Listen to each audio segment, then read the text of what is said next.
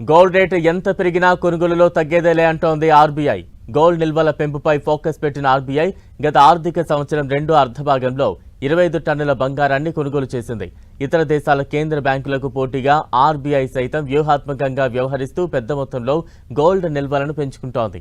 గత ఆర్థిక సంవత్సరం రెండో అర్ధభాగంలో 25 టన్నుల పసిడిని కొనుగోలు చేసిన భారత్ గోల్డ్ నిల్వల పెంపులో రికార్డు క్రియేట్ చేసింది. పసిడి ధరలు రికార్డు స్థాయిలో దూసుకువెళ్తున్న వేళ ఇంత పెద్ద మొత్తంలో పుత్తడిని ఆర్బీఐ కొనుగోలు చేయడం ఇదే తొలిసారి.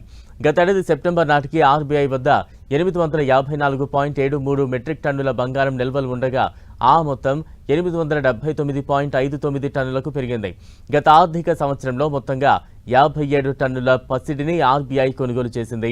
ఓవైపు పసిడి ధరలు 30% పైగా పెరిగిన వేళ ఈ స్థాయిలో గోల్డ్ను ఆర్బీఐ కొనుగోలు చేయడం విశేషం. గత ఏడేళ్లలో ఈ స్థాయిలో గోల్డ్ను ఆర్బీఐ కొనుగోలు చేయడము ఇదే తొలిసారి.